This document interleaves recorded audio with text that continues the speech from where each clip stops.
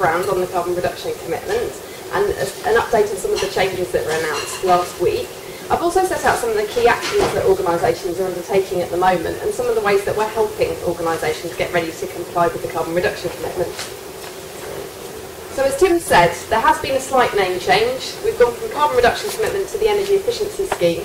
And one of the key things with that is to remind people that this scheme really is about reducing energy use and using energy more efficiently. One of the main responses to the consultation and the proposal so far has been that perhaps the scheme doesn't give as much credit to renewable energy as it might. And so what government's done is said, well no, we agree this isn't our main renewable scheme. We've got things like the renewables obligation, we've got feed-in tariffs, and those are there to really promote and incentivise renewables. The carbon reduction commitment's really thinking about energy efficiency in the first instance, so that's one of the reasons for the name change. So in terms of just making sure we're all starting from the same place, we've all got the sort of same overview of what the carbon reduction commitment comprises. Here's a starter for 10. So it's a mandatory scheme. So if an organisation is covered in the CRC, there's no choice. It has to comply with the rules and it has to make the information disclosures that government requires. It's an emissions trading scheme, so that means that organisations are going to be required to measure and monitor their carbon emissions and then also buy carbon allowances from the government. And we'll go into a bit more detail on how all that works. The CRC covers organisations in both the public and the private sectors, so a whole range of organisations are going to be covered and treated in very similar ways. So whether it's in the private sector, large office-based organisations that perhaps cover banks, building societies, different kinds of retailer, organisations typically that won't be covered by the EU emissions trading scheme or have climate change agreements. It's the next tier down of energy users that the scheme is really aimed at. And it does also include the public sector too, so the NHS, education, local authorities. Lots of those different activities will also be included in the carbon reduction commitment. So it's quite a mixed bag of organisations that will be covered. Once the scheme begins in April 2010, organisations will be required to measure, monitor and report their energy use and their carbon emissions from that energy use. The emissions that the scheme focuses on are those stationary emissions. By that we mean not transport emissions. So transport emissions are excluded from the scheme. And all emissions like electricity, gas, oil, whether they're the main source of energy for a building, for its heating and lighting, whether they're a backup and standby fuel, they could all be covered by the carbon reduction commitment. There's quite a wide carbon footprint organisations will be asked to report on. The rule for inclusion in the carbon reduction commitment, as I'm sure many of you are aware, is that an organisation needs to have at least one half-hourly metre settled on the half-hourly market, and they also need to have used at least 6,000 megawatt hours of electricity through half-hourly meters in 2008. So, two different criteria for inclusion there, and I think one of the key things to take away is that the CRC relates to an organisation. So whereas some environmental schemes talk about particular sites, the difference with the carbon reduction commitment is that an organisation needs to stand back, think about all the sites it's responsible for in the UK, all the different subsidiaries that it operates in the UK, and then aggregate all of those together into a single organisation. It then needs to measure, monitor and report the energy use for that whole organisation to government in one go. So once an organisation has worked out whether or not it's covered, the next thing is to think about, well, what is an organisation going to need to do every year in the CRC? So each compliance year, there'll be a sale for the first introductory phase for the first 3 years. Government will sell carbon, so sell carbon allowances, like carbon permits, at a fixed price, and that price is going to be £12 a tonne of carbon dioxide. So organisations will need to go to government and buy a certain amount of carbon for what they think they're going to need for the year that's coming up. Once they've bought that carbon, they'll then, at the end of the compliance year, be required to surrender or hand back to government enough allowances to cover their carbon footprint in a particular year. Now, that's quite usual for an emissions trading scheme, to need to buy carbon allowances from somewhere and then need to surrender them to the overriding authority. What's different about the carbon reduction commitment is that government doesn't keep the money. It actually recycles the money it makes from the sale and hands it back out to participants. And it's using that as a way to encourage participants to try and reduce their carbon footprint. So what it'll do is it'll rank all the different organisations, and we've already said there's going to be a whole range of different organisations. It'll rank how well they perform, and when it says perform, it means how much they reduce their absolute carbon footprint. Whether they can demonstrate that they've already taken action to reduce their carbon footprint through giving the carbon trust standard, through advanced metering. and whether or not their relative emissions, so their emissions per unit turnover or revenue expenditure, are coming down. And government will look at all those different areas and mark everybody in the scheme and rank everyone. Now the people that come at the top get a bonus, so they get a bit more back than they put in. The people that come at the bottom could get less back than they put in. And as the scheme progresses, the difference between the top and the bottom of the league table, so the proportion you stand to gain or lose, increases gradually. So over time, there's even more reason to try and be at the top of that league table. So that's one of the slightly unusual things about the CRC, is this idea of revenue recycling, that government doesn't keep hold of any of the money for longer than 6 months, it hands it all back out to participants. Now, as I've said, the scheme's due to start in April 2010, and that's with a 3-year introductory phase, during which government will make available as many carbon allowances as people want to buy. After the introductory phase, probably about April 2013, government will start to limit the amount of carbon that it's prepared to sell. So it will start to cap the emissions that the organisations caught by the scheme are allowed to emit. And by gradually reducing the amount of allowances that they sell, they should therefore reduce the amount of carbon from the different organisations covered by the scheme. I think the key thing is that even though it doesn't start until April 2010, it's important not to wait until then to get ready for the carbon reduction commitment. There's a whole range of things organisations can be doing now to really try and be in a good position, both to be able to comply and avoid fines or penalties, but also to try and come near the top of the league table as well. Now, just to sort of clarify on the timing, the first year, this year, April 2010, finishing in March 2011, the first thing organisations will need to do is to register. So by that, it's telling government, or actually telling the Environment Agency, online, this is our organisation, these are the electricity meters we're responsible for, and we're going to be a participant in the CRC. Some organisations that aren't actually caught, that don't exceed that 6,000 megawatt hour threshold, may also be required to make an information disclosure to government at that time. As well as registering, in that first year, organisations need to explain to government all the different energy uses that they're responsible for, whether they're covered by climate change agreements, whether they're covered by EU emissions trading scheme, and all the different energy uses that they want to include in the scheme. And that's a one-off report called a footprint report, which government's going to require organisations to submit once a phase. So for this introductory phase, that happens in April 2010, at the end of April 2011, sorry. So that's the idea of a footprint report, is it's where you stand back and you say, this is everything our organisation is responsible for, and based on the rules, this is what we're going to include in the scheme. It's slightly different to the third report, which is an annual report, which is where you say, this is the carbon that's caught by the scheme and that we're responsible for. That's an annual report that you'll do every year, and you're basically telling government, we've measured the carbon footprint that we're responsible for in the CRC, so this is how many allowances we're going to need to buy. And that's your compliance report, which you'll then need to do every year on an ongoing basis. So if it would help to clarify the difference between those two, I'm happy to do that in questions at the end. So we've got the different kinds of reporting that are required. How does the money work? Well, the first sale of allowances, that takes place in April 2011. Now the rules have changed a little bit following last week's announcement.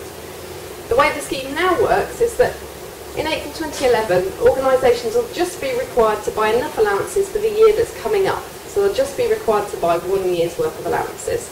That's a change on the rules. When it was initially proposed, you were going to need to buy 2 years, so you were going to need to look back as well as forward. But the current rules are, you literally just look forward. So the first year really is all about getting your data in order, being able to report an accurate carbon footprint to government so that you can make a really good projection of how much carbon you think you'll emit in the second year, and so how much carbon you need to buy. Once you've bought that carbon in April 2011, that revenue will then be recycled back to participants no more than 6 months later. So government needs some time to get all the data in, to work out how the league table works, and then to work out who gets how much back. And that should happen 6 months later.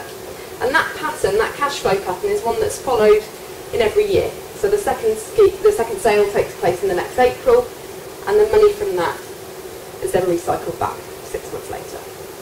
Hopefully that makes sense about the cash flow. The main thing to take away is this idea that now the budget you need for allowances in April 2011 just relates to the year coming up, not to 2 years. Some of the other things that were announced last week were, as well as the cash flow implications, Also a move towards being able to separate out large bits of your business that is a standalone subsidiary. So I've said that the way the CRC works is to treat an organisation as a whole.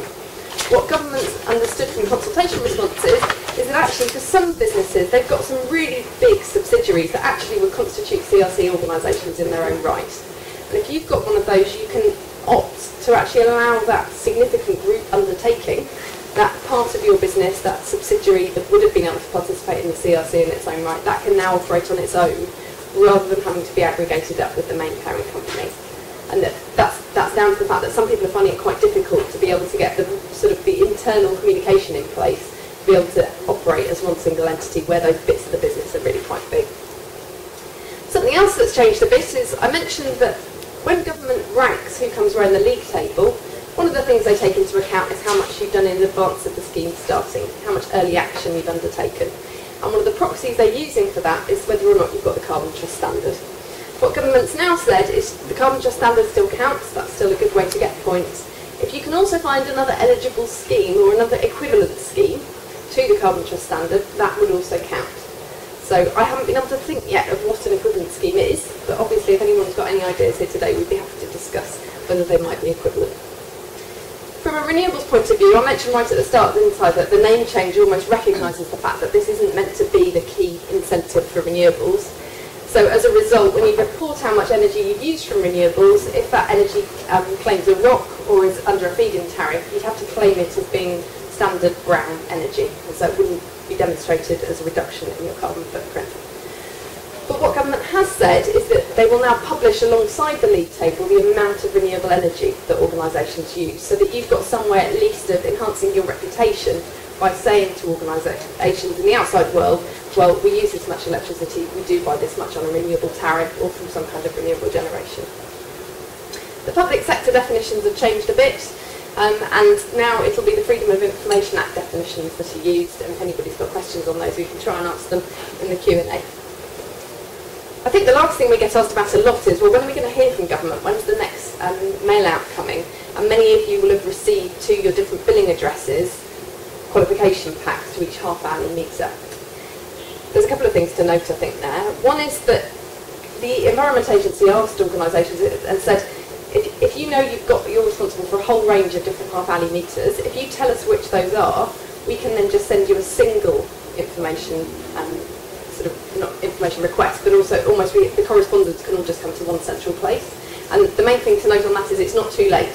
So if you didn't get around to doing that the first time, you know you've got a whole load of half-hourly meters and you're getting lots of different correspondence to lots of different sites. You can go to the Environment Agency and say, actually, we want that all to come to one place.